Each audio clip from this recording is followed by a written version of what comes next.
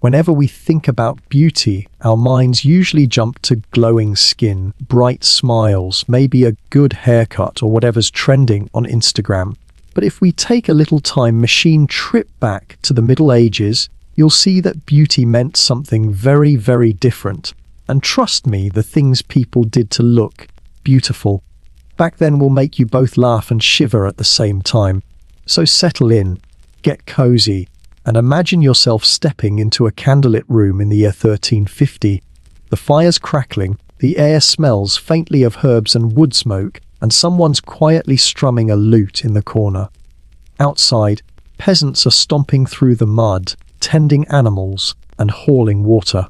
But inside these castle walls, beauty is being carefully crafted, and it's not the kind of glow-up you're used to. In the medieval world, the idea of beauty wasn't about looking healthy or full of life. No. The fashion was to look almost fragile, delicate, and above all, pale. And not just a soft, ivory kind of pale.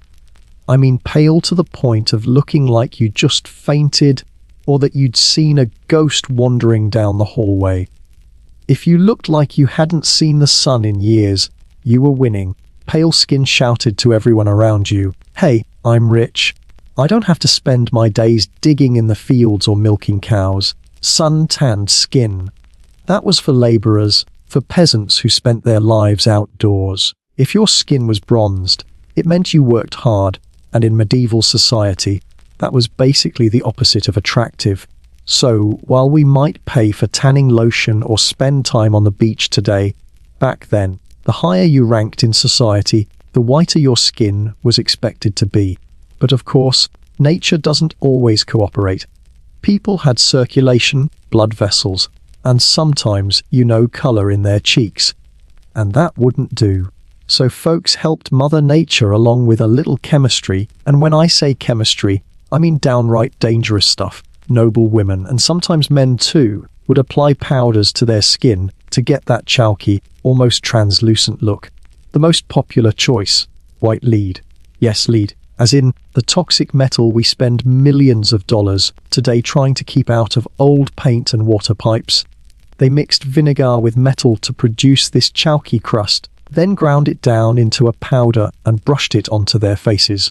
The result was a ghostly, flawless finish, the medieval version of full coverage foundation. The problem? It slowly poisoned you, and the wildest part, they knew it was bad.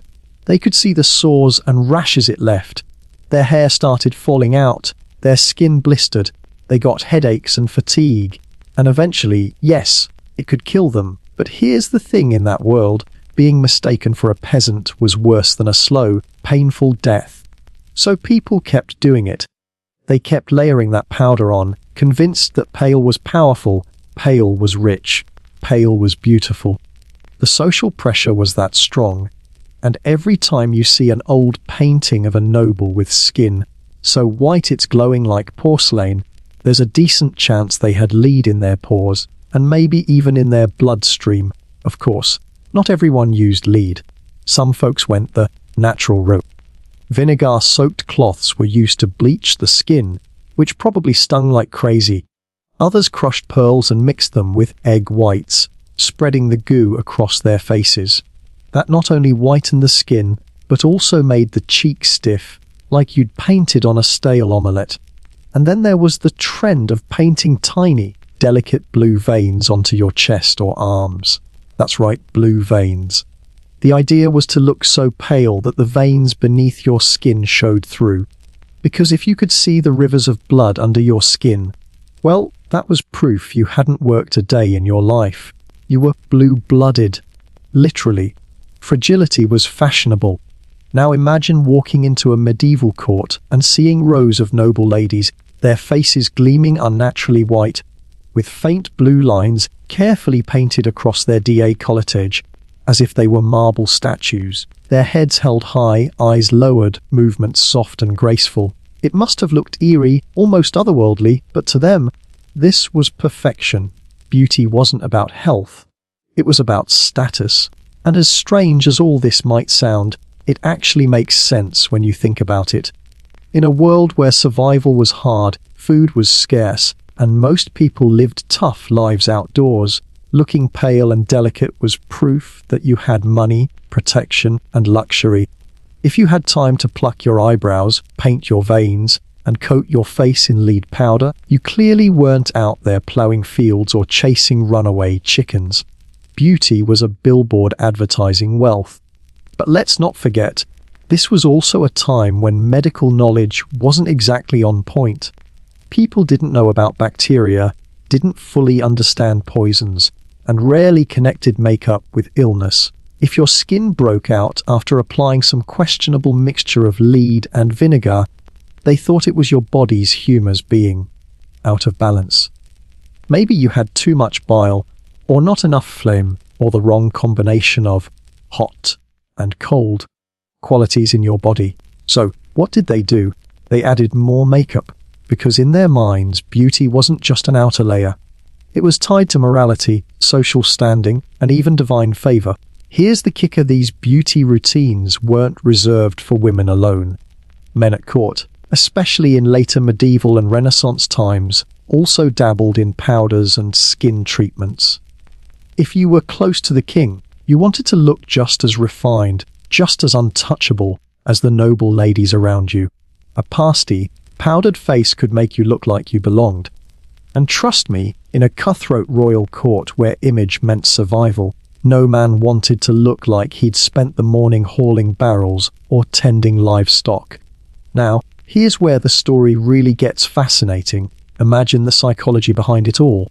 Every morning, noblewomen sat at their tables, grinding powders, mixing pastes, and applying layer after layer onto their faces, knowing, deep down, that it could hurt them. But they did it anyway, because beauty was survival. Without it, you risked being seen as lesser, as ordinary, as one of them. It's almost like a medieval version of social media pressure. Back then, the filter wasn't on your phone. It was on your skin, painted on with toxic powders. And it didn't stop with skin. Poems and songs celebrated the pale look. Writers compared women to milk, snow, and ivory. They praised skin that was so white it seemed like moonlight on a winter's night. And of course, the more artists and poets praised this look, the more people wanted to live up to it. Beauty was reinforced everywhere: art, music, religion, and even politics. It wasn't just fashion, it was culture. But let's pause for a moment. Picture a noblewoman, her face painted chalky white, faint veins brushed across her chest, lips barely touched with colour, standing in a cold stone hall. Around her are candles flickering against the walls, tapestries hanging heavy with dust, and the faint sound of footsteps echoing on stone floors. Outside those castle walls, peasants are trudging through muddy fields, their skin browned by the sun, their bodies strong from work.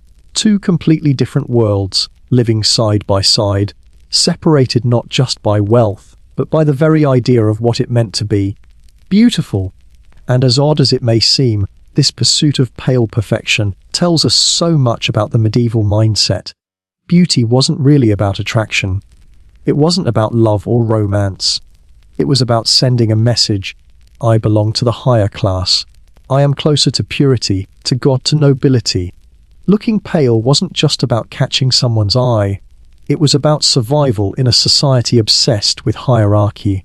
So next time you swipe on foundation or scroll through beauty tutorials online, think about those medieval folks sitting in their dimly lit chambers, dabbing on powders made of lead and vinegar, chasing an idea of beauty that was literally killing them. And yet, to them, it was worth it, because in their world, beauty was power. And pale skin was the crown you wore every single day. If you thought the pale skin obsession was strange, wait until you hear about the next part of medieval beauty. This one is so odd, so eyebrow-raising, literally, that you'll probably reach up and touch your own forehead as I describe it. Because in the Middle Ages, having a high forehead wasn't just a look, it was the look. Forget smoky eyes or contouring. This was the original beauty hack. And people took it way too seriously. Imagine a noblewoman stepping out into a grand hall. Her gown is long and flowing, jeweled belt around her waist, a veil drifting from her headpiece. But what draws your eye isn't the dress, or even the jewels. It's her forehead, smooth, tall, shiny, and stretching so far up that you wonder if her hairline just gave up halfway down the road. That was beauty. That was elegance. A big forehead was the medieval version of a luxury handbag, a statement, a status symbol, and a silent way of saying, yes, I am above you. So how did they get this look? Well, let's just say it wasn't easy. Eyebrows, gone. Completely plucked out, root and all, and the hairline. That got pushed back too, strand by strand, sometimes shaved, sometimes yanked out with tweezers. It was basically an expansion project for the 4-head. Forget a 5-head. This was a 7-head, maybe even an 8-head if you were really committed. Painful, absolutely. But if you wanted to be admired in court, you had to look like your forehead was the architectural marvel of your face. Why the forehead, though? It seems like such a random thing to obsess over. Well, medieval folks believed that a large forehead was a sign of intelligence, nobility, and even spiritual refinement. The bigger your forehead, the bigger your brain was assumed to be. And more brain meant more wisdom, more elegance, more of that almost divine glow people wanted to see in a nobler woman. In a world where appearances were everything, your forehead became a billboard advertising your class, your virtue, and even your soul. Of course, beauty manuals of the time didn't just say, pluck and pray. They had recipes, if you can call them that, for getting the look just right. Want to smooth out your forehead? Try applying a paste made with quicklime or vinegar. Need to remove stubborn hair around your brows? Rub in a mixture with cat dung, or even leeches soaked in vinegar. I'm not kidding. They actually used leeches. Beauty wasn't a trip to Sephora. It was more like an endurance trial. And once the eyebrows were gone, there was no going back. You couldn't draw them back in the way we do today. Eyebrow pencils didn't exist. So if you were rocking the bald brow look, you were in it for the long haul. Artists of the time show noble women with serene, almost alien-looking faces, smooth foreheads, pale skin, and not a hint of eyebrow expression anywhere. Imagine walking into a room full of people like that, everyone looking calm, placid, angelic, and just a little eerie. Fashion, as always, played a role in supporting this look. Headgear became an extension of the forehead trend. Tight-fitting hoods, wimples, and especially the famous hennins. The cone-shaped hats you've probably seen in fairy tale illustrations were all designed to show off that expanse of skin. The taller the forehead, the taller the hat. Some women looked like walking steeples, with their hairlines pulled back to the crown of their heads and veils spilling down behind them. Comfort. Forget it. It was all about drama. Now, if you're thinking, there's no way everyone was actually doing this, you're right. Not every woman had the time, money, or courage to pluck her hairline into oblivion. Some women cheated the look. They would draw a fake hairline higher up on their foreheads, or wear veils and bands that hid their natural brows while suggesting that smooth, bold canvas was underneath. It was basically medieval contouring, fabric edition. Even if you couldn't afford the pain and the tweezers, you could fake it enough to blend in at court. What's funny is that while today we obsess over eyebrows, bold brows, arched brows, feathered brows, back then, eyebrows were seen as clutter. Extra hair that just ruined the clean, divine look of the face. Eyebrows were weeds in the garden, and they had to go. Smooth and empty was elegant, noble, pure. If you had a brow arching across your forehead, you looked earthy, ordinary, maybe even sinful. It's wild how the definition of beauty flips completely over time. But here's the part that really gets me. The art of the era, paintings, manuscripts, even religious imagery, started reflecting this trend. Angels, saints, noble women, all shown with impossibly tall foreheads and no brows in sight. If heaven's most perfect beings didn't have eyebrows, then surely it must be divine to look the same. It's like the entire culture agreed that eyebrows were simply beneath them. And this wasn't just an isolated trend in one little pocket of Europe. From England to France to Italy, noble courts embraced the look. Writers praised women whose faces seemed to stretch up toward the heavens. Poets compared foreheads to shining marble domes or the surface of still water. A high forehead wasn't just a pretty feature, it was a cultural obsession baked into art, literature, and everyday life. Of course, there were critics. The church, as usual, had mixed feelings. Some sermons warned that plucking hair and painting faces was vanity, a sin that distracted from spiritual life. Others shrugged and said, as long as it was done modestly, maybe it was fine. But just like with pale skin and makeup, the social pressure often outweighed the sermons. If the noble ladies were doing it, then the trend spread, no matter what the priests thought. So picture yourself again in that candlelit court. The women move gracefully, gowns trailing, veils shimmering under the glow of torchlight. Their faces look calm, almost mask-like, smooth skin rising into tall foreheads that seem to catch the light. They look intelligent, angelic, untouchable. And everyone in the room knows, every plucked hair, every painful tweak, every moment of discomfort was worth it. Because in the game of medieval beauty, nothing was more important than looking the part. And honestly, it's both hilarious and a little haunting. To us, it feels absurd, but to them it was everything. And it makes you wonder, what things are we doing right now? What painful, expensive, even risky beauty routines are we putting ourselves through that people centuries from now will laugh about? Maybe our spray tans, maybe our lip fillers, maybe the hours we spend whitening our teeth. Who knows?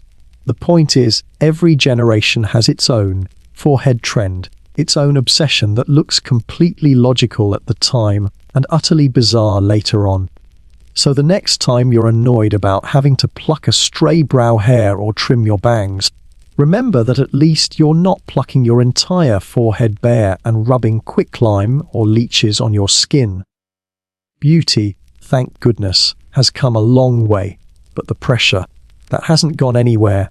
Back then or now, we're all still just trying to fit into the image of what society calls beautiful.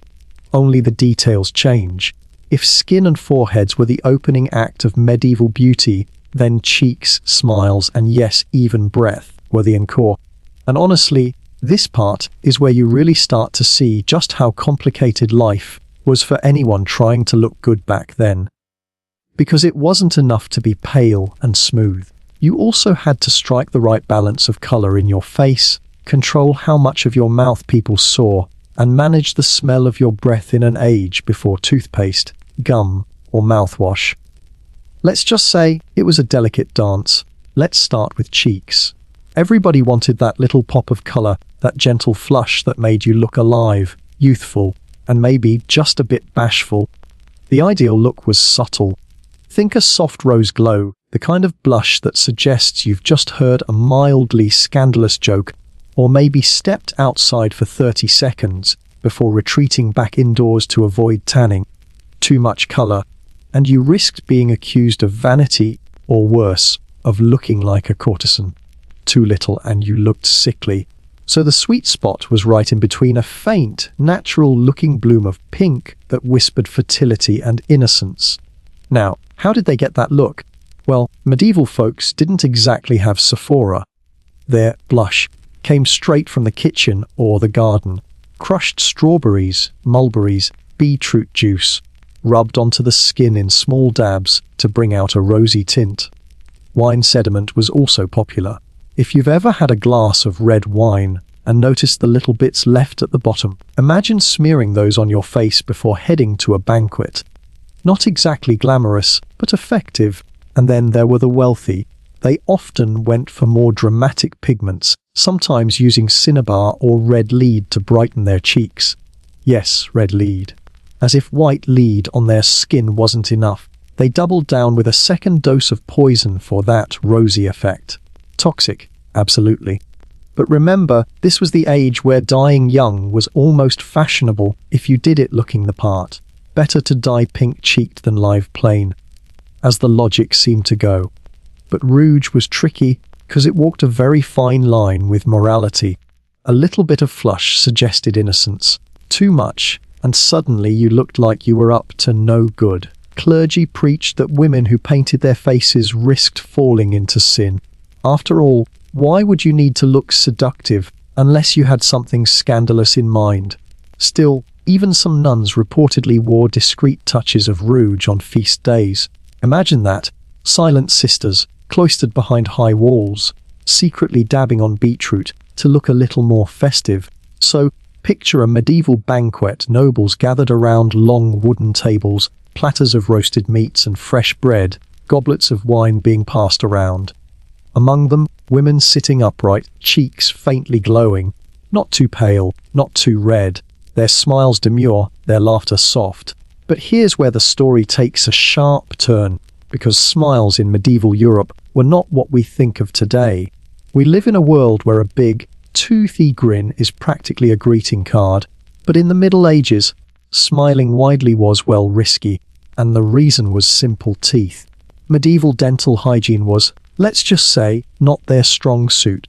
Sure, sugar wasn't as common then, so people didn't rot their teeth with candy the way later generations did. But diets were heavy in bread, porridge, and beer, all starchy foods that still wore down enamel and caused decay. There were no toothbrushes as we know them, no fluoride, no dentists in white coats gently telling you to floss. Instead, people wiped their teeth with cloth, rubbed them with herbs, or chewed on sticks to scrape away food. It helped, but not much. By 30, many people's smiles looked less than dazzling.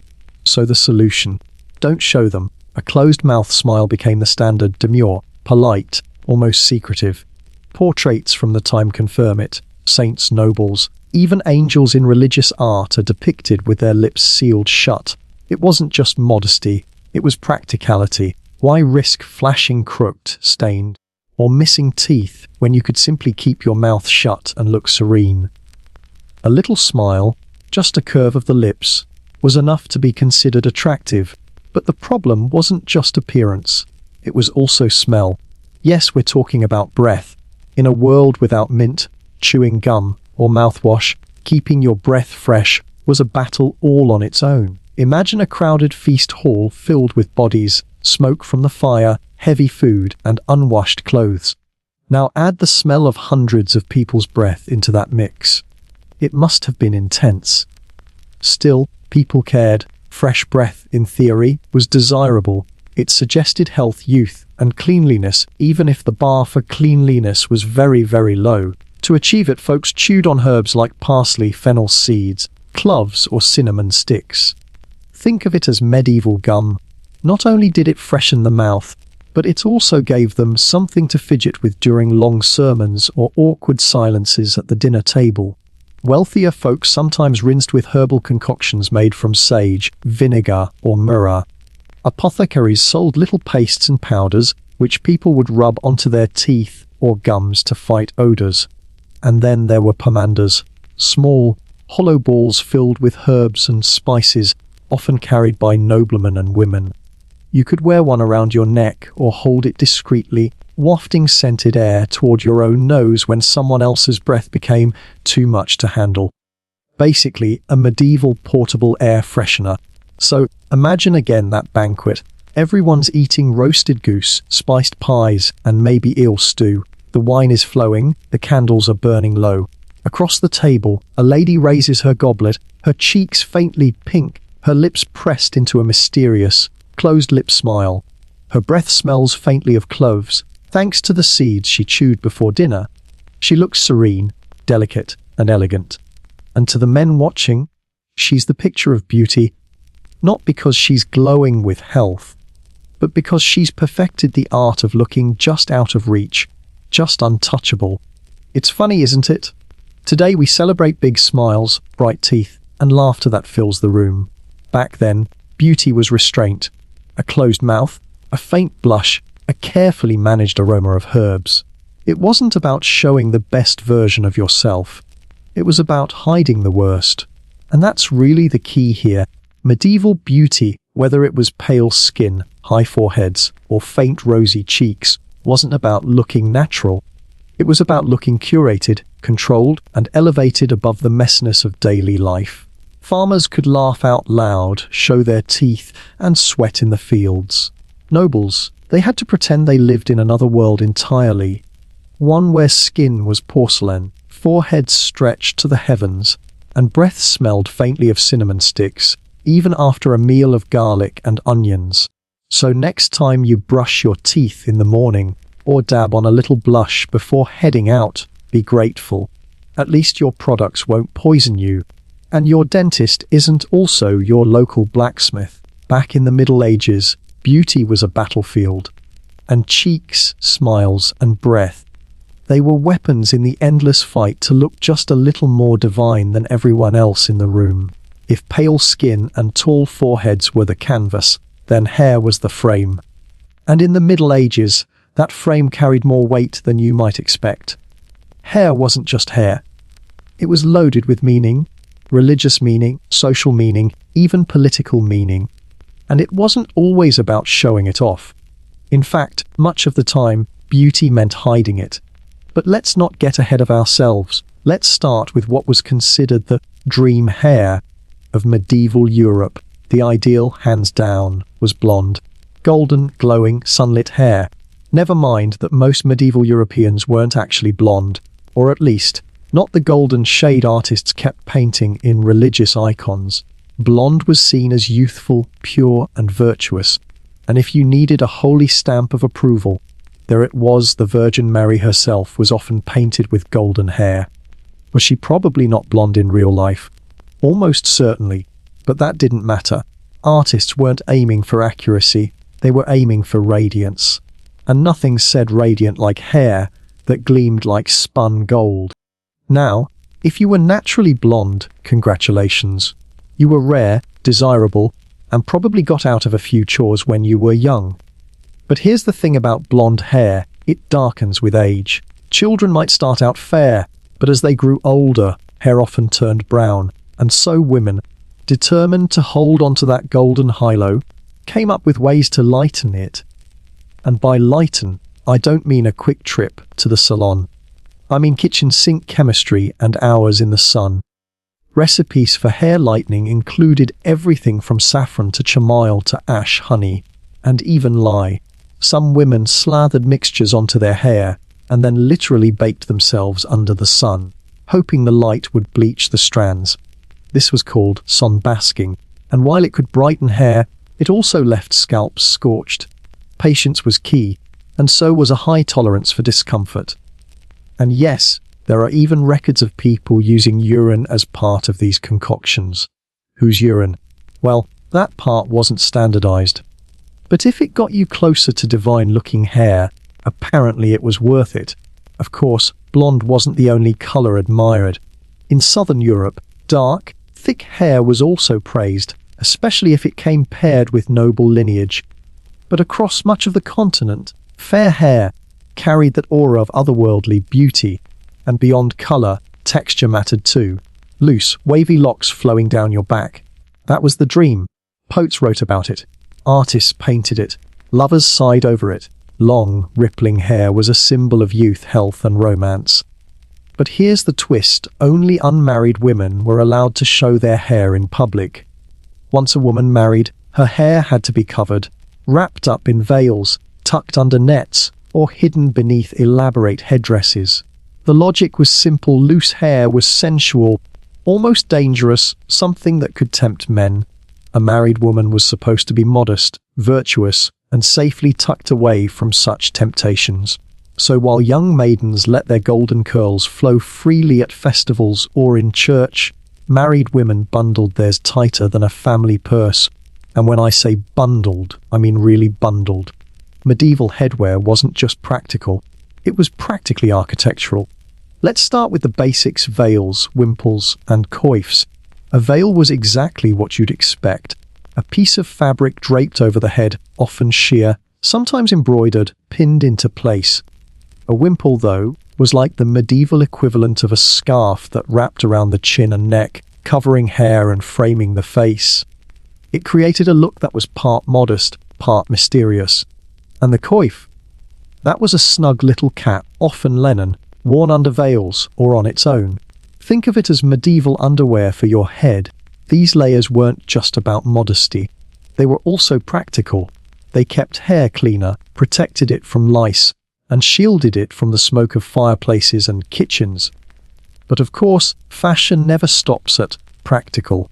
Soon enough, coverings became more elaborate. Veils were embroidered with gold thread. Nets were made of silk and studded with pearls. And then came the hennins. You've seen them in fairy tale books, those tall, cone-shaped hats that look like they could double as a battering ram. Hennins could be nearly 2 feet tall, sometimes more. A fine veil usually cascaded from the point, trailing behind like a comet's tail. It was dramatic. It was impractical. It was glorious. Wearing a hennin said, "I am wealthy enough to carry half a tower on my head, and I don't care how many doorframes I smack into." And make no mistake, the taller your hennin, the higher your social standing. The more fabric, the finer the material, the more elaborate the shape, the more people knew you weren't just anybody. You were somebody, and hennins weren't the only style. There were heart-shaped headdresses, butterfly-shaped veils, and elaborate cages of silk and wire designed to hold braids in place. Some even had little bells sewn in, so that when you turned your head, you jingled softly. Imagine the sound of a noblewoman entering a hall, the faint shimmer of silk followed by the tinkling of bells. Subtle?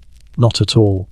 But subtlety wasn't the point. It was, still, for every noblewoman jingling around in a hennin, there were hundreds of ordinary women sticking with simpler coverings, linen veils, plain caps, maybe a circlet of fabric tied around the head. For them, hair was still important, but it wasn't a weapon in the game of status. It was just something to keep tidy, modest, and out of the way while working. Now, let's not forget the men. Hair mattered for them too. Knights and nobles were often praised in poetry for their flowing locks. Shoulder-length hair, sometimes curled or waved, was the standard. Men didn't have to hide their hair after marriage, but they did care about how it looked. A thick head of hair was admired. Baldness, not so much. Some men even used heated rods to curl their locks. Yes, basically early curling irons. Others rinsed their hair with herbal waters to add shine. And of course, beards and facial hair came in and out of style, depending on the region and the century. But back to women, because hair for them wasn't just about fashion. It carried moral weight. A maiden with loose, flowing hair symbolized innocence. A bride's covered head symbolized chastity and devotion. And if a married woman ever dared to show her hair in public, that was scandalous. It could get her compared to prostitutes, or worse, to Frenchwomen, which, for some reason, was always the go-to insult in English sermons. Of course, rules always invite rebellion. Some women bent the rules by letting a curl slip out of a veil, or by wearing gauzy fabrics that technically covered their hair while still letting it shine through. Others used sheer veils to show off carefully lightened strands, giving the illusion of modesty while still flaunting their beauty. In every age, fashion finds its loopholes. So picture this: a grand feast in a noble hall. Men in fur-trimmed robes, women in elaborate gowns, the air heavy with the scent of roasting meat and beeswax candles. At the center of it all, ladies with hennins reaching for the ceiling, veils cascading down like waterfalls. Their hair hidden, but not forgotten. Everyone in the room knows what it symbolizes: maidenhood, marriage, wealth, virtue. Every braid tucked away, every veil pinned just so, every golden curl carefully lightened and then concealed. Hair wasn't just hair, it was language. And in the silent conversation of medieval society, it spoke volumes. And honestly, as bizarre as it sounds, it's not that different from today. We still send signals with our hair. Long and loose, short and sharp, dyed bright colors, shaved, braided, curled. Every choice carries meaning. Only in the Middle Ages, the rules were stricter, the stakes higher, and the hats were taller. Much taller.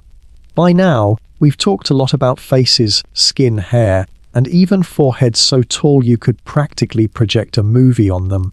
But beauty in the Middle Ages didn't stop at the neck. Nope. The entire body had its own set of rules. And as always, those rules were less about health or reality and more about what society thought your body should say. about you. If your skin told the world you were rich, and your hair told the world you were virtuous, then your body told the world whether you belonged in a noble hall or out in the fields with the peasants. So what was the ideal female figure in the Middle Ages? Forget everything you know about today's standards. There was no obsession with toned abs, no praise for athletic curves, no desire for hourglass extremes. The dream was a body that looked delicate, soft, and a little fragile. Think of someone who looked like they'd just finished fainting gracefully onto a velvet chair. That was the sweet spot. The perfect figure was slim but not skinny, with a narrow waist and soft, rounded features. A touch of fullness in the face or hips was considered healthy. Enough to show you weren't starving, but not so much that you looked like you actually enjoyed food on a regular basis. The message was, I'm well fed and cared for, but I don't lift buckets or chop wood. I'm delicate. I'm refined. I have people to carry things for me. And make no mistake, this wasn't about looking athletic. Muscle tone was out.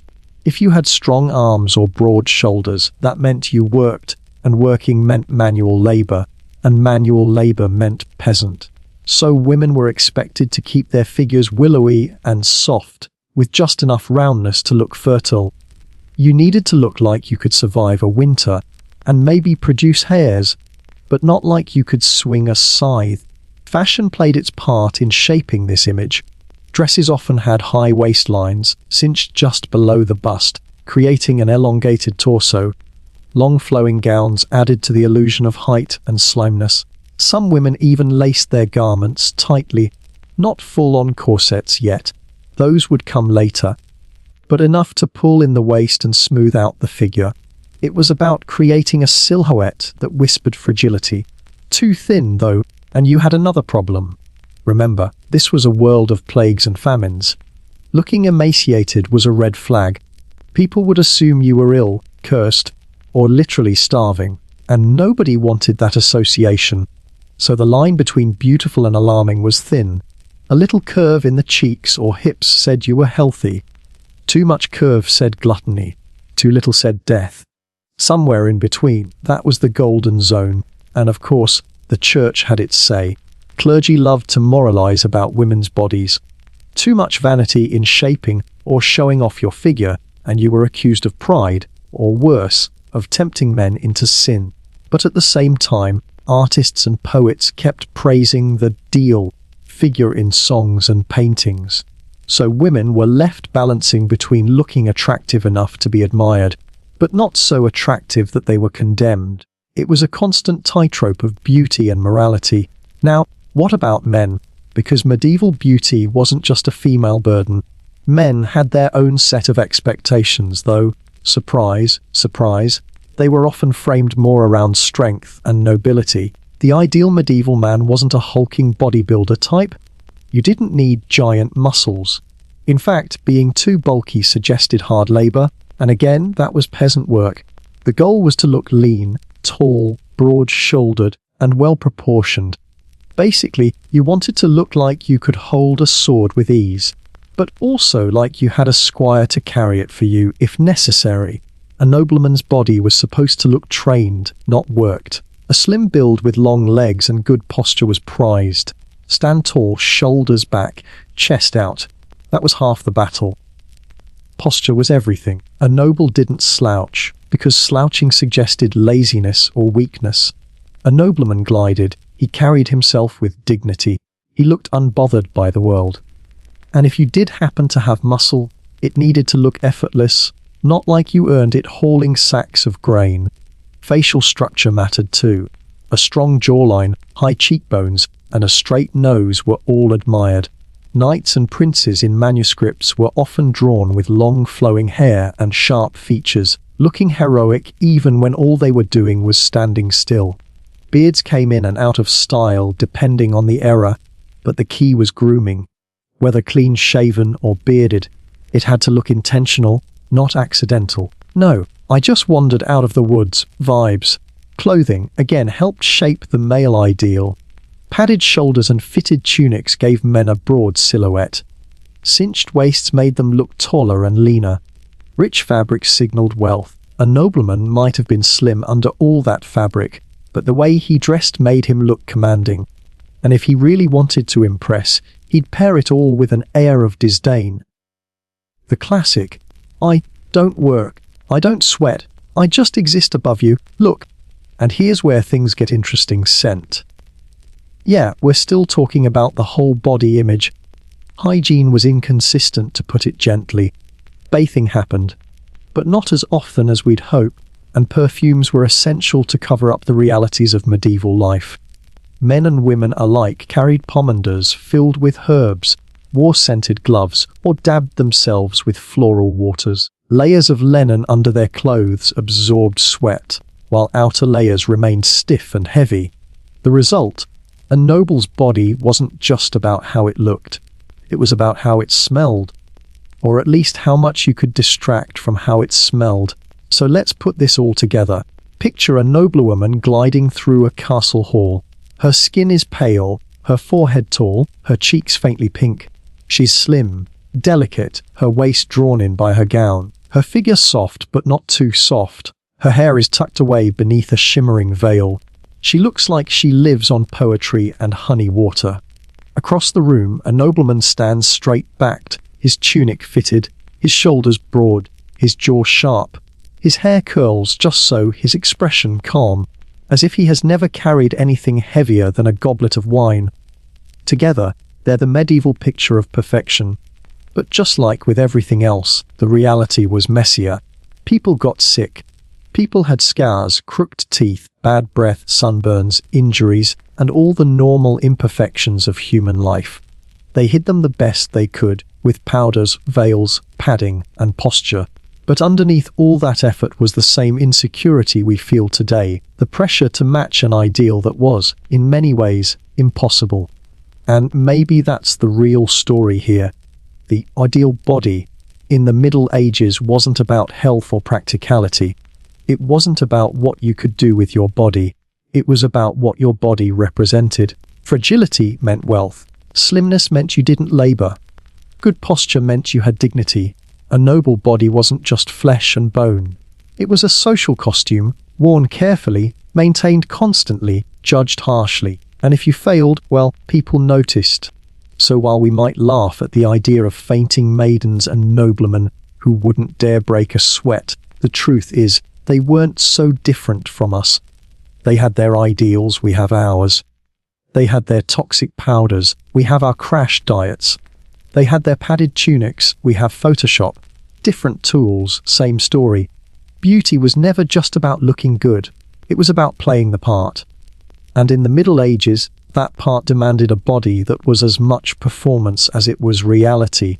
By now, we've built the full picture of medieval beauty: pale skin powdered with poison, forehead stretched high into the heavens, cheeks blushed with beet juice or red lead, hair hidden under towers of silk and veils, and bodies shaped to look fragile and untouched by labor. But here's the thing, in the Middle Ages, beauty was never just beauty. It wasn't simply about looking good for a ball or catching someone's eye across the hall. No, beauty came with baggage, heavy baggage, because every powdered cheek and every faint smile also carried moral weight. That's right.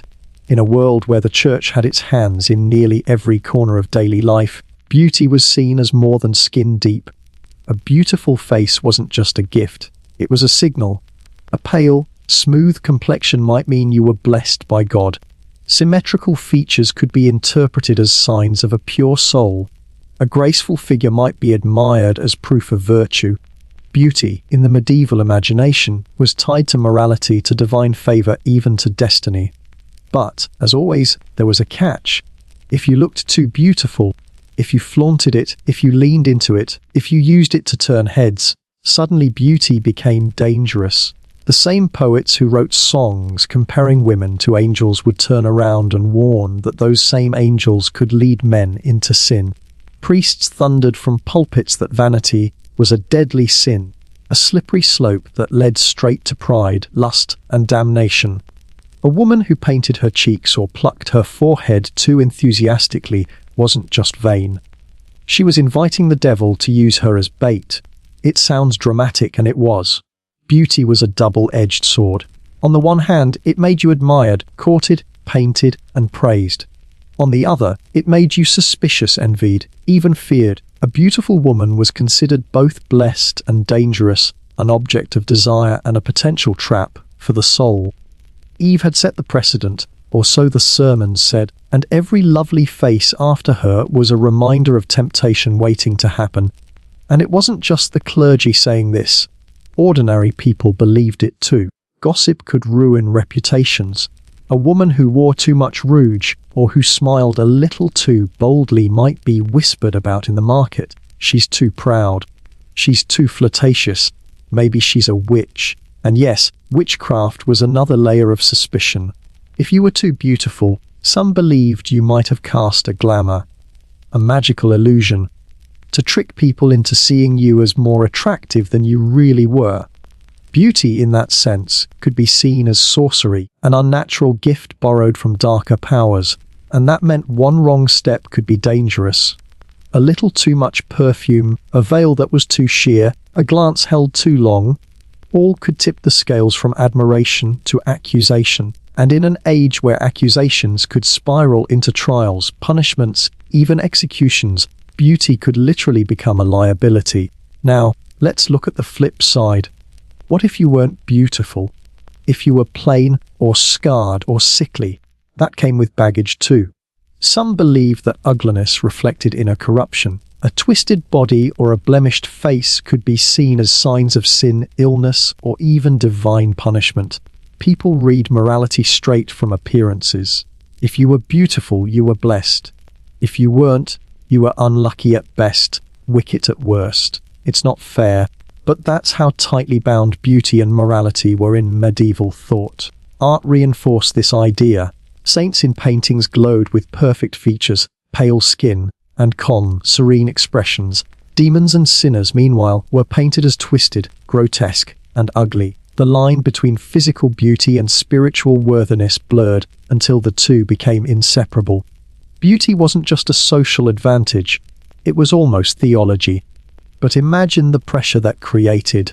You're a nobler woman waking up in a drafty stone chamber, the light just beginning to creep in through the tiny window.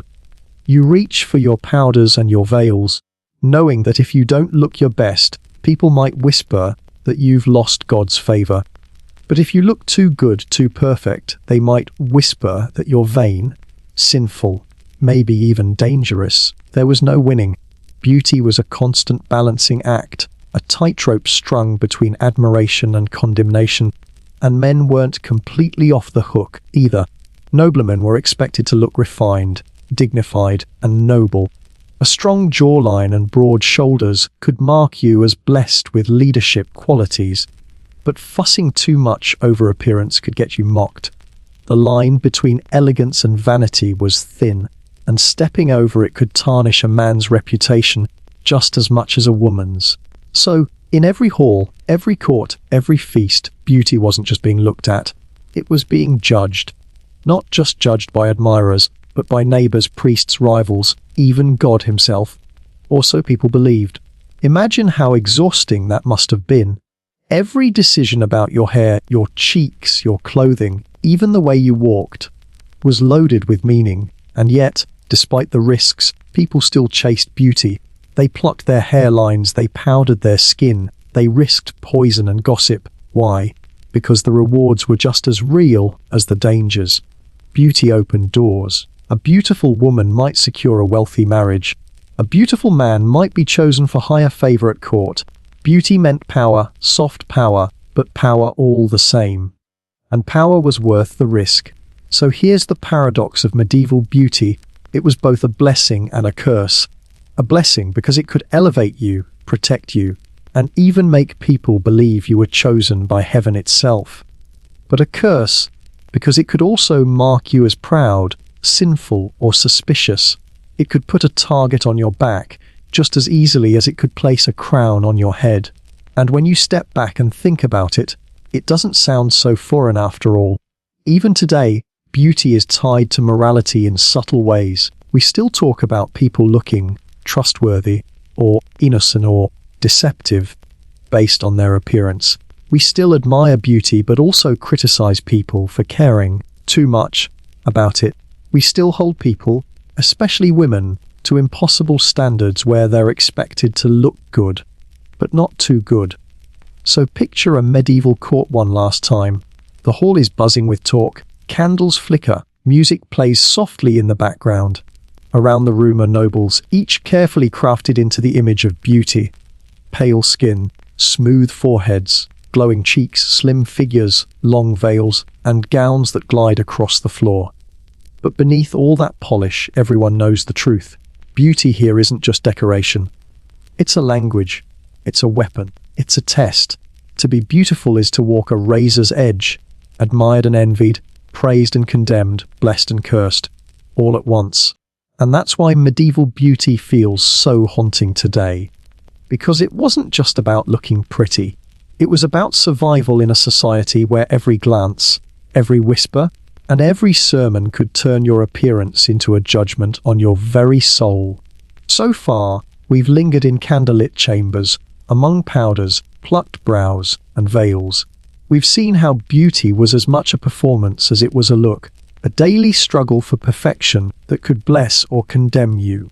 But let's step out of those quiet castle halls now. Let's leave behind the faint blush of beet juice and the rustle of hennons brushing against stone doorframes. Because history doesn't just run on powders and poetry, it runs on armies. And in another time, another place, beauty wasn't measured by pale skin or painted vines. It was measured by precision, by discipline, by the terrifying illusion of immortality. I'm talking about the Persian immortals. Travel back with me to the 6th century BCE. The world is shifting, empires are rising, and Persia, under Cyrus the Great, is transforming from a regional power into a vast, sprawling empire. To hold something that massive together, Cyrus knew he needed more than governors and tax collectors. He needed a backbone. He needed a force that could defend, conquer, and most importantly impress. Enter the Immortals, 10,000 men whose very name became a legend. Now, the name Immortals wasn't about them being invincible superheroes. No, it was about logistics, and it was brilliant. The Immortals were always exactly 10 arrows and strong, not 9,999, not 10 zeros or 1, 10,000. If one died, if one fell sick, if one was wounded, another immediately stepped into his place. To outsiders, it looked like they never diminished, never faltered, never broke. Like they couldn't die. The reality, it was clever bookkeeping and ruthless efficiency. But the illusion worked. Imagine facing them on the battlefield, killing one only to see the line close instantly, as if nothing had happened. That's psychological warfare at its finest. But the Immortals weren't just about numbers. They were about appearance. And their appearance was unforgettable. These weren't ragtag warriors covered in mud and iron. No, the Immortals looked almost otherworldly, like shadows stitched together with silk and steel. They wore elaborately embroidered tunics and trousers in deep reds and purples, colors of royalty. Beneath the fabric, they had scale armor, flexible and deadly. Their shields were woven wicker, light enough to carry, strong enough to deflect. And topping it all off was their headdress, a soft felt cap called a tiara, sometimes pulled low to obscure the face. Together, 10,000 of them looked like a wall of elegance and death moving in unison. And they didn't just look good. They were armed to the teeth. Each carried a spear balanced with a fruit-shaped counterweight, a bow with a quiver of arrows, and a short sword called an echinakes. They weren't specialized one-trick soldiers. They were adaptable, able to rain arrows from afar, then close in with blades and shields. They moved with discipline, silence, and precision. If Greek hoplites glorified individuality and heroism, the Immortals glorified unity. 10,000 men breathing, marching, fighting as if they were one body. Now, imagine standing on the opposite side of that. You're a Greek soldier used to the chaos of battle, where men yell, clash, and fight with raw ferocity. Suddenly, you see the Immortals advancing. Not shouting, not boasting, just moving with eerie calm. 10,000 footsteps in rhythm, 10,000 arrows lifted in sync. 10,000 eyes hidden under felt caps, unreadable, unstoppable. It wasn't just war, it was theatre, and the audience, their enemies, were meant to feel fear before the first strike even landed. But the immortals weren't just a battlefield tool, they were a political symbol. They guarded the king, stood beside the throne, marched in festivals. Their presence wasn't just protection, it was propaganda. When subjects saw them, they weren't just seeing soldiers, they were seeing the eternal heartbeat of the empire. The message was clear: Persia doesn't break. Persia doesn't falter. Persia is forever. And it worked. The immortals became living mythology. They were whispered about in far-off lands. Traders carried stories of them across deserts and seas. Greek historians, especially Herodotus, couldn't stop talking about them. Sometimes in awe, sometimes in criticism, but always acknowledging their presence. The name itself, immortals, was half the weapon. Even if you'd never fought them, you'd heard of them, and fear travels faster than armies. But here's where the story gets even more fascinating. The immortals weren't perfect, they weren't magically unbeatable. At Thermopylae in 480 BCE, when Xerxes sent them against a small band of Greeks, including those famously stubborn Spartans, the immortals didn't crush them. The narrow pass neutralized their numbers. Their shorter spears couldn't reach beyond the Greeks' long dory. Their arrows were useless in tight space, and for the first time, the illusion cracked. They bled. They died. They were beaten back like ordinary men. Herodotus even gloated about it, noting that they were no better than anyone else. That day, still, even in failure, their legend endured, because immortality wasn't about never dying. It was about never disappearing. Even when they stumbled, the machine kept moving. 10,000 men, replaced, replenished, renewed, the line held. And so the name stuck, immortals. Not because they couldn't die, but because the system made sure they never seemed to. Think about that. Their true weapon wasn't their armor, or their arrows, or even their discipline. It was their system, a cold, efficient bureaucracy that replaced men the way you replace parts in a machine.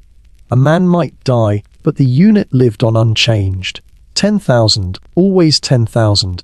To their enemies, it felt like facing a shadow that never thinned, a wave that never receded, an enemy that never stayed dead. That's the power of perception. And the genius of the Persian Empire. Now let's zoom in a little. Who were these men? They weren't random farmers pulled off fields. They were drawn from Persian, Median, and Elamite nobility, families loyal to the throne. Training started young. Boys were raised to ride, to shoot, to endure hunger and pain, to obey without hesitation. Individual glory wasn't the goal. Discipline was. The formation was sacred. You didn't stand out. You didn't break ranks. You didn't hesitate. You were an immortal, and that meant being part of something far bigger than yourself. And it didn't stop on the battlefield. Off the field, their lives were just as controlled. They lived under strict routines. Their food was regulated: bread, meat, wine, dates. Carefully measured for endurance, not luxury. Their families were supported by the state, but that support came with strings. Loyalty was non-negotiable. Disloyalty meant removal, quiet and efficient. The line of 10,000 never wavered. One out, another in. The unit endured always. So, step back for a moment and take in the contrast. On one side of history, we have noble ladies plucking their eyebrows to chase the illusion of angelic beauty, risking poison and gossip for the sake of status. On the other, we have the Persian immortals, 10,000 men marching in silence, faceless and endless, chasing the illusion of eternal power. Two different worlds, two different performances. But both, at their core, were about the same thing: control. Control over how you looked. Control over how others saw you. Control over the story people told when they looked your way. And maybe that's why the immortals still fascinate us today. They weren't just warriors. They were a concept, a myth made flesh, a reminder that in history, sometimes the greatest power doesn't come from strength or beauty alone. It comes from convincing everyone else that you will never, ever fade. When you first hear the name, Immortals. You imagine an army that can't be touched. A wall of men who never falter, never stumble, never bleed. And for centuries, that's exactly the reputation the Persian immortals carried with them. 10,000 strong, flawless in formation, terrifying in silence. They were the poster children of empire, the living propaganda of kings. But here's the thing about legends: sooner or later, reality catches up. The immortals were at their most terrifying under Xerxes, the king who ruled over the Persian Empire at its glittering peak. Xerxes had inherited not just the throne, but also the myth of this unstoppable unit, and he leaned into it. He dressed them in silks and gold, paraded them through his capitals, and made sure everyone who saw them understood these were not ordinary men. They were the empire itself, wrapped in armor. And when Xerxes marched west to crush the Greeks in 480 BCE, he brought the immortals with him.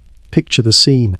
Tens of thousands of soldiers stretched across the horizon, dust clouds rising from their march, drums pounding like thunder. At the heart of it all, 10,000 immortals moving as one, shields catching the sun, their felt caps bobbing in eerie rhythm. To the Greeks, it must have looked like death itself was walking toward them. But then came Thermopylae, a narrow mountain pass, the sea crashing on one side, steep cliffs on the other. Perfect terrain for defense. There, a tiny Greek force, including King Leonidas and his famous 300 Spartans, stood in the way of Xerxes' massive army. At first, Xerxes probably laughed. A few thousand Greeks against the greatest empire in the world. It should have been over in a heartbeat. And when the ordinary troops couldn't break through, Xerxes sent in his trump card. The immortals. It was supposed to be decisive. The immortals were the scalpel, the perfect blade to cut through the stubborn Greek line. But here's where legend met geography and lost. In that narrow pass, the immortals' numbers meant nothing. Their shorter spears couldn't reach past the Greeks' long dory. Their arrows, so deadly in open space, were useless against the wall of shields. Wave after wave, they charged, and wave after wave, they were pushed back. For the first time, the illusion cracked. Herodotus, with a bit of smugness, later wrote that they were no better than ordinary soldiers. Now, let's be clear, the immortals weren't incompetent. They were still disciplined, still fierce, still dangerous. But they were human, and when humans fight in tight spaces against equally disciplined opponents, no amount of silk or legend can save you. At Thermopylae, the immortals' blood, they died, and the Greeks saw it, the world saw it. The name immortal suddenly seemed less like destiny and more like branding. But here's what's fascinating: even in that defeat, the immortals didn't vanish. They adapted, they regrouped, they marched again. Because immortality, in their case, was never about never losing. It was about always being there. One man fell, another replaced him. The formation closed. The line held. The immortals endured. Their myth wasn't that they couldn't die. It was that they couldn't disappear. Still, the seeds of decline were planted. The Persian system that had once been so sharp, so efficient, began to rust over time. Political favoritism crept in. Nobles used connections to get their sons into the ranks, even if they weren't fit for the discipline. Standards slipped.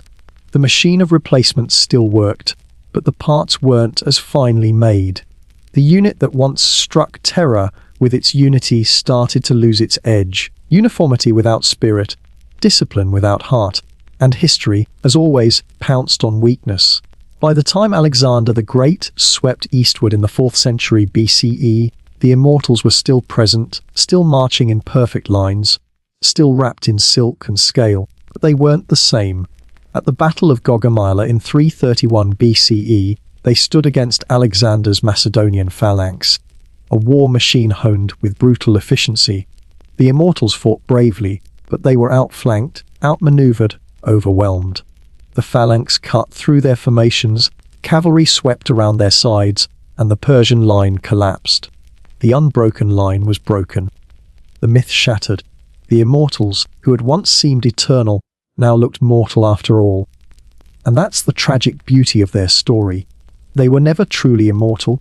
They were men, disciplined, trained, loyal, but men nonetheless. Their power lay in the illusion, the story told about them, the fear they inspired before the first arrow even flew. Once that illusion cracked, they were no different from any other army. But legends don't die easily. Even after their decline, echoes of the immortals lingered. Later dynasties tried to copy their system. Later empires borrowed their discipline. Even centuries afterward, historians and storytellers remembered them, often in tones of awe. Napoleon himself studied their structure, and in popular culture, the name Immortals still carries weight, even if the reality was far more human than the myth. So what do we take from all this? The Immortals remind us that power isn't just about swords and shields. It's about perception. It's about the story people tell when they see you. The Persians mastered that game. They built an army that looked eternal, and for centuries the world believed it. Until one day, in a narrow Greek pass and on an open Mesopotamian plain, reality stepped in and reminded everyone, even the strongest legends can bleed. And that's what makes their story so haunting. The Immortals weren't gods. They weren't monsters. They were men who became symbols. And symbols, once created, often outlive the people who first carried them. For most of history, when people talk about warriors, the names that get written down, sung about, and carved into monuments are men. Kings, generals, conquerors. Page after page of history books are filled with them. But here's the truth: women have always been there too. In the dust of the steppes, in the forests of Britannia, in the courts of Japan, in the trenches of the 20th century, women have fought blood and led armies. They were real, they were fierce, and they were often erased or softened into legend because their very existence made people uncomfortable. But they were there. Let's start far back, before Europe was building castles or painting saints with tall foreheads. Out on the Eurasian steppes lived the Scythians, a nomadic people who roamed with their horses and bows. To the Greeks, they were terrifying, exotic, almost alien. And when Greek travelers like Herodotus encountered Scythian women, they were stunned. These women weren't sitting at home weaving cloth while the men fought. They were riding, hunting, shooting, and warring alongside the men. In fact, some refused to marry until they had killed an enemy in battle. And here's the part that moves this from legend into fact. Archaeologists have uncovered burial mounds, kurgans, across Ukraine and southern Russia. Inside, they've found skeletons of women buried with bows, arrows, swords, even armor. Some had battle wounds, even arrowheads lodged in their bones. These weren't ceremonial graves. These were soldiers, real women trained, deadly, and respected enough to be buried like warriors. Fast forward 1,000 years to the forests and hills of Britannia. The Romans, with all their might and discipline, thought they had conquered this island. But then came Boudica, a Celtic queen, flame-haired and furious. When her husband, a local king, died, Rome ignored his will, seized his lands, flogged her, and, in an act of brutality that lit the fire of rebellion, assaulted her daughters. That was their mistake, because Boudica didn't break. She rose. She rallied tribe after tribe, uniting a people who were sick of Roman arrogance. She climbed into her war chariot, her hair wild, a golden torque shining on her neck, spear in hand, and led her people into battle. And they burned Roman settlements to the ground. Colchester, London, St. Albans. Entire cities reduced to ash. Tens of thousands of Romans and their allies killed in a matter of months. For Rome, it was a nightmare. For her people, it was a taste of vengeance. Yes, eventually Rome regrouped and crushed the rebellion, but Boudica's name lived on. To the British centuries later, she became a symbol of resistance, of refusing to bow even in the face of an empire. Now let's cross the seas to Japan in the 12th century. The Genpei War is tearing the country apart, two powerful clans locked in a brutal civil conflict. Amid the chaos rides Tomo Gozen. She isn't a passive consort, standing in the background. She is a samurai, a commander, an archer, a swordswoman described in chronicles as a warrior worth 1,000. She led troops into battle, fought with ferocity, and in one of her most famous moments, faced down a charging enemy horseman, pulled him from his saddle, and beheaded him right there before remounting her horse and continuing the fight. Imagine the sight. A woman in full armor, sword flashing, utterly unshaken in the chaos of war. Some say she survived and became a nun, others say she vanished into legend, but her story has endured for centuries as proof that Japan's warrior class wasn't only male. And then, centuries later, in the windswept steppes of Mongolia, we meet another unforgettable figure, Katulan, the great-great-granddaughter of Genghis Khan. Born into a world of horses, bows, and constant war, she grew up not just learning how to ride and shoot, but how to wrestle. Wrestling was a big deal among the Mongols, a test of strength and skill. And Katulan was unstoppable. She declared she would only marry a man who could defeat her in a wrestling match. Dozens tried. None succeeded. Suitors lost horses, herds, and pride to her victories. It said she amassed 10,000 horses just from beating men who thought they had a chance. But she wasn't just a sports legend. She rode into battle with her father, helped command armies, and became one of his most trusted advisors. Her reputation grew so great that even Marco Polo wrote about her. And though later stories tried to romanticize or downplay her, the truth remains she was a warrior, a champion, and a force of nature. Now, to France in the 15th century. The 100 Years' War is raging, France battered and demoralized. Into this storm steps a teenage girl from a small village, Joan of Arc. Illiterate, unknown, and yet convinced she was chosen by God. She said she heard voices, saints who told her she had a mission to drive the English from France and see the Dauphin crowned as king. Somehow, against all odds, she convinced hardened commanders and even royalty to listen to her. She donned armor, carried her banner, and led troops into battle. And when she arrived at Orléans, a city under siege, her presence electrified the army. She didn't fight with strategy so much as conviction, but that conviction was contagious. The French lifted the siege. The tide began to turn. She had given her country something priceless, belief, but her story ended tragically. Captured, tried for heresy, and burned at the stake at just 19 years old. And yet, her death only amplified her legend. Today she's a saint, a symbol of faith, courage, and defiance. And then we leap forward to the 20th century, where warfare looks very different. Trenches, rifles, bombs. But the courage of women doesn't fade. In the Soviet Union, during World War II, there was a sniper named Lyudmila Pavlichenko. The Germans called her Lady Death. She racked up 309 confirmed kills, including 36 enemy snipers. Imagine the patience it takes to lie motionless for hours in freezing conditions, waiting for a single perfect shot. Imagine the nerves of steel it takes to hunt and be hunted by enemy sharpshooters. She was so effective that the Soviets eventually pulled her from the front and sent her to the United States, where she toured, met President Roosevelt, and became friends with Eleanor Roosevelt. Reporters asked her about her makeup and skirts, and she cut them down with wit and fire. She wasn't there to talk fashion. She was there as proof that women could be warriors. And some of the deadliest warriors at that. Different centuries, different weapons, different wars. But all of these women share something in common. They shattered the rules. They stood in places where society told them they shouldn't be, and they refused to back down. Some led armies, others fought alone. Some became legends, others faded into near obscurity. But each one is a reminder that history's battlefields were never truly male-only. Women were there, on horseback, in chariots, in armor, with bows, swords, and rifles. And think of the impact their stories must have had, even when twisted or half forgotten. Imagine being a young girl in a village, hearing whispers of Boudica's rebellion, or Joan's banner, or Katulan's victories. Those stories mattered. They planted seeds. They said women could fight, women could lead, women could defy.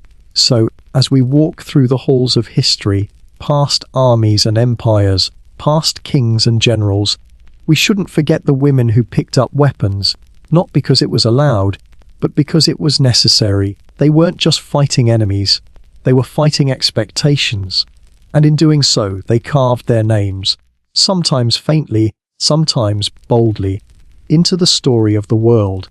When we think of warrior women, a few famous names rise to surface: Joan of Arc, Boudica, Tomo, Gozen. Their legends survived, even if often twisted into myth. But here's the truth: they were only the tip of the spear. For every woman whose story was written down, hundreds mourned and died in silence. They stood on the same battlefields, defended their families, rode into the same storms of war. But history, as it was written mostly by men, often chose not to remember them, and that silence is its own kind of tragedy. Let's begin in Vietnam. In the 1st century CE, two sisters, Truding Trice and Treghayan Trice, lived under Chinese occupation. Their people were taxed, oppressed, and stripped of their independence. But instead of bowing to the empire, these sisters rose. Mounted on war elephants, they rallied tens of thousands to their cause. They didn't just join the rebellion, they led it. For 3 years, they ruled as queens, running an independent Vietnamese state, until the Chinese finally crushed their uprising. Even in defeat, their courage echoed through centuries. Temples were built in their honor, festivals still celebrate their names. Imagine the sight: 2 women astride elephants, banners snapping in the wind, calling their people to freedom. That's not myth. That's history. Jump forward to West Africa, the year 1900. The Ashanti Empire in modern-day Ghana faces British demands to hand over the Golden Stool, a sacred throne, the very heart of Ashanti sovereignty. When the men hesitate, a woman steps forward, Yai Asantewa, the Queen Mother. In a fiery speech, she challenged the chiefs, saying if the men would not fight, the women would. And she meant it. She led her people into battle against one of the most powerful empires of the time. Though the rebellion was eventually crushed, her defiance left a legacy. Today she's remembered as a symbol of resistance, her name a rallying cry for independence and strength. And then there are the Vikings. We hear tales of shield maidens, fierce women who fought alongside men, axes in hand, ships at sea. For years, historians dismissed them as legend, stories exaggerated around smoky fire pits. But archaeology is changing that. Graves have been found with female skeletons buried with weapons, armor, even war horses. These weren't ceremonial burials. These women were warriors. They lived and died with steel in their hands. Picture the roar of a Viking raid.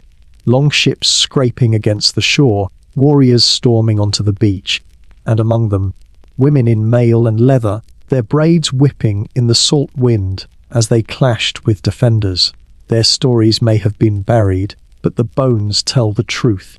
Across the ocean, in the American Southwest, the Apache fought desperately to defend their lands against encroachment. Among them was Luzon, sister of the famous leader Victorio. She wasn't just a warrior.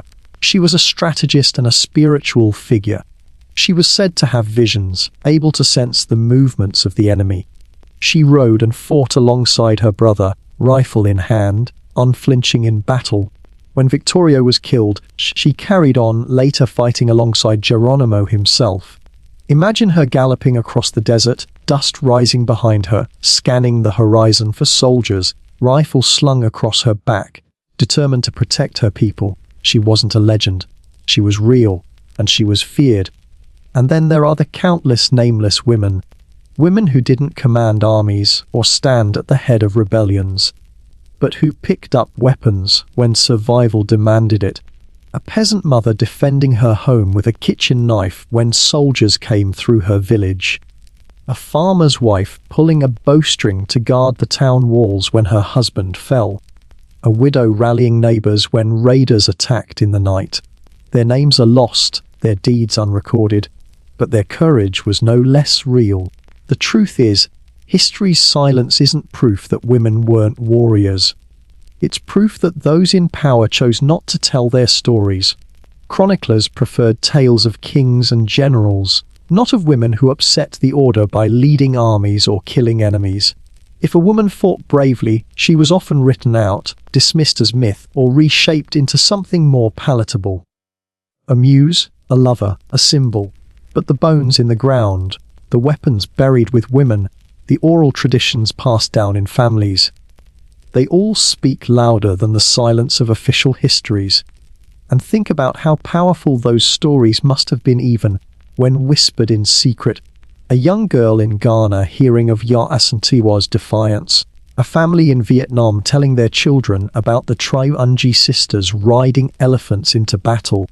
A Viking child growing up on tales of shield maidens storming foreign shores. Even if the world forgot, the people closest to them remembered. These forgotten women remind us that history isn't just what gets written down. It's also what gets erased. For every famous general, there are countless unnamed soldiers. For every crowned king, there are countless unrecognized queens, mothers, sisters, and daughters who fought with equal fire. The difference is that their victories didn't always make it into the official record. So, when we talk about history's warrior women, we're not just honoring a handful of legends. We're piecing together a vast, fractured mosaic. A mosaic that stretches from the rice paddies of ancient Vietnam to the deserts of the American Southwest, from the forests of Europe to the gold-laden palaces of West Africa. Each shard tells the same story: women fought, women led, women resisted. And here's the part that lingers. These weren't just warriors of flesh and blood. They were warriors of narrative. Their stories, when told, gave others courage. They defied the rules not just with swords and spears, but with their very existence. They proved that war, resistance, and courage were never the domain of men alone. So picture it: a tapestry stretching across centuries. The Triungi sisters on elephants. Ya Asantewa raising her voice against empire. A Viking shield maiden buried with her sword. Lozen galloping through the desert. And countless others, faceless to us now, but remembered in the hearts of their people. They fought not just for land or freedom, but for the right to exist as equals on the battlefield of history. And while the world may have tried to erase them, their echoes are still here. In statues, in festivals, in graves, in whispered stories, in the way modern women stand tall today and say, "We too have always been warriors." After walking through the clash of armies, the thunder of hooves, and the roar of rebellion, let's soften the scene. Let's step away from the battlefield for a moment and listen, not to the clash of swords, but to the whisper of strings, the breath of flutes, the pounding of drums. Because in the ancient world, music wasn't background noise. It wasn't just entertainment for parties or idle moments. Music was power. Music was language. Music was a bridge between the human and the divine. Let's start in Mesopotamia, the cradle of civilization. Over 4,000 years ago, people gathered in temples not just to pray, but to play. The lyre, one of the oldest stringed instruments in history, was more than just a harp. It was a sacred tool. Imagine the bull-headed lyre, discovered in a royal tomb, its body covered in gold, its beard carved from lapis lazuli, shimmering blue like the heavens. When its strings were plucked, the sound wasn't just for human ears. It was meant for the gods. To them, music was communication, a sacred offering as powerful as any sacrifice. The lyre sang in rituals, in funerals, in festivals. It helped guide souls to the afterlife. Its notes echoed not just in stone halls, but in the unseen space between people and divinity. Now shift west to ancient Greece. There, music was everywhere, in the theatre, in the gymnasium, in the battlefield, in the temple. But here's the twist: Greeks didn't just see music as pleasant, they believed it shaped the soul itself. Two instruments symbolized this philosophy: the lyre and the aulos. The lyre, gentle and harmonious, was tied to Apollo. Order, reason, light. Its notes were balance, clarity, the sound of wisdom. But the aulos, that was Dionysus's instrument, wild, breathy, overwhelming. It was a reed flute, double-piped, blasting sounds that could make you cry, dance, or fall into frenzy. Plato himself hated the aulos because it was too emotional, too chaotic. But that's exactly why others loved it. Played in Bacchic rituals, it could push people into trance like ecstasy, dissolving the line between mortal and divine. Think about that, an instrument so powerful. Philosophers debated whether it was too dangerous to be played. That's how deeply the Greeks felt music's pull. Across the world in China, music wasn't just art. It was philosophy in motion. For the ancient Chinese, to learn music was to cultivate virtue. The gyuqin, a 7-string zither, was quiet, subtle, whisper-like. Confucius himself was said to play it, believing its sound refined the soul. Learning the gyuqin wasn't about performance. It was about becoming civilized, aligning yourself with harmony, heaven, and earth. Compare that to its louder cousin, the guzheng, with its cascading notes, dramatic slides, and brilliance designed for courts, palaces, and festivals. Same family, but two worlds apart, one for scholars seeking inner balance, the other for grand audiences craving spectacle. Both carried philosophy in their strings, but music wasn't only strings and flutes. Across Africa, drums spoke, literally. In West Africa, the talking drum mimicked the tonal patterns of language. Skilled drummers could send messages across villages. Births, deaths, warnings, celebrations. Without ever uttering a word, drumming wasn't background rhythm. It was wireless communication centuries before telegraphs or telephones. And it wasn't only practical, it was spiritual. Drums summoned ancestors, called spirits, honored gods. They weren't played, they were invoked. To beat a sacred drum was to awaken power beyond the visible world. Climb up into the Andes, and you'll find the siku, panpipes of the Inca and their predecessors. Simple bamboo tubes tied together, but when played in pairs, they created interlocking melodies, a technique called hocketing. Each musician played half the scale, so only together could the full song exist. It wasn't just music, it was philosophy. It symbolized duality, balance, the Andean belief that harmony comes from unity. Picture those breathy notes drifting across mountain terraces, mingling with thin air, echoing against stone temples. The sound wasn't entertainment, it was the wind itself given voice. And then there's Egypt. Music there was woven into the very rhythm of life and death. Harps played at feasts and funerals. Flutes and clarinets accompanied processions. And one instrument in particular carried sacred weight, the sistrum, a rattling, metallic instrument shaken in temples of Hathor, goddess of music and joy. The sound wasn't pretty, it was piercing, jangling, but it was holy. The sistrum was said to summon gods, drive away evil, and restore cosmic order. Every shake was a prayer, every rattle a reminder that the divine was listening. Meanwhile, across the oceans in Mesoamerica, music was raw, visceral, terrifying. The Aztecs played drums carved from hollowed logs, their thunder echoing through plazas as sacrifices were offered to the gods. They blew conch shells that roared like the sea. They even had death whistles, small skull-shaped instruments that produced screams so blood-chilling that modern researchers say it sounds like hundreds of people dying at once. Imagine standing in a temple as those whistles shrieked, drums thundered, flutes wailed, and priests lifted blades skyward. That wasn't entertainment. That was ritual technology. That was music as a weapon, meant to terrify, to sanctify, to tear open the veil between worlds. Across cultures, across centuries, the pattern is clear. Music wasn't just sound. It was power. It healed, it frightened, it connected. It could summon gods, unite armies, soothe grief, or ignite ecstasy. It wasn't, do you like this song? It was, this song will change your soul. Think about it. A Mesopotamian lyre, a Greek aulos, a Chinese gyuqin, an African drum, an Andean panpipe, an Egyptian sistrum, an Aztec death whistle. Different continents, different materials, different sounds, but all serving the same purpose: to bridge the gap between human and divine, between people and cosmos, between life and death. And maybe that's why ancient music still fascinates us today. We can't hear exactly what they heard, the notes are lost, the sounds faded, but we can feel the intention. We can imagine the trembling strings in a temple, the breath of a reed flute echoing in marble theatres, the boom of a drum carrying across a village, the shriek of a whistle under a bloody sky. These weren't just notes. They were messages. They were prayers. They were tools of transformation. So, as the battles fade into silence and the warriors lower their weapons, listen. Listen to the echoes of the ancient world. Because sometimes the greatest power wasn't carried in a sword or a spear, it was carried in sound, invisible, fleeting, but strong enough to stir hearts, shake empires, and reach for the divine.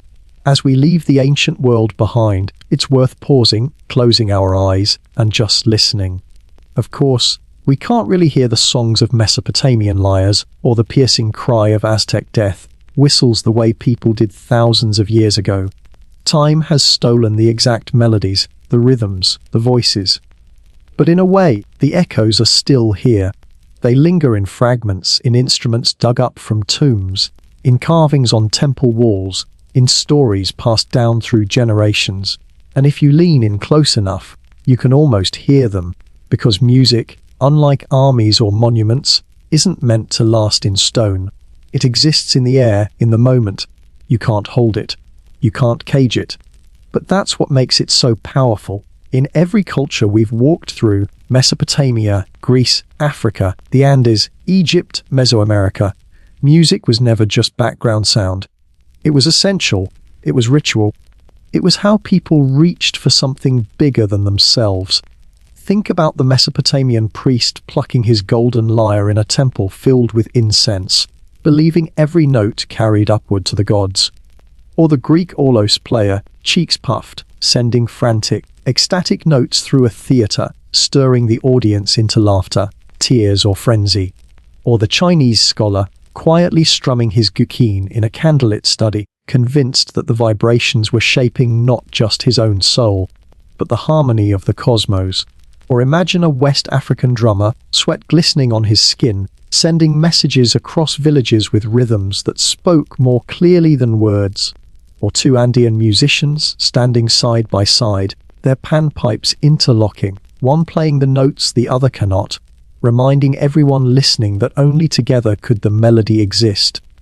Or an Egyptian priestess shaking her sistrum in a temple of Hathor, the rattling sound believed to hold the power to summon joy and drive away chaos.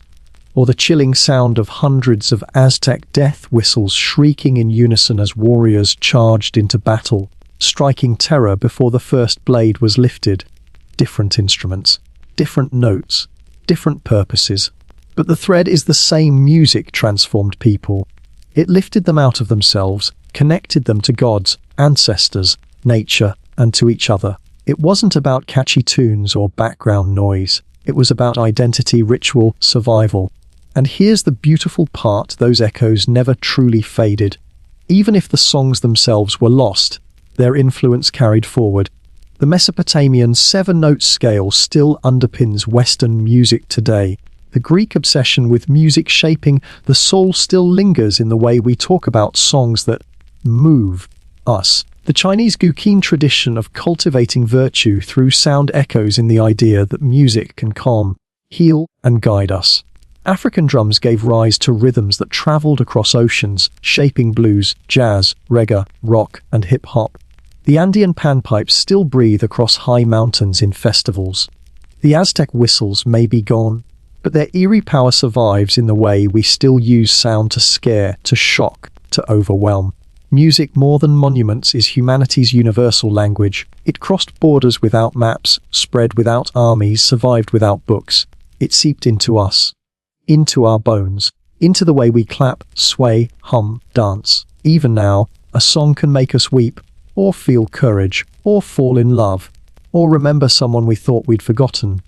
And maybe that's the real immortality here. Not the immortals of Persia, who marched until their myth cracked.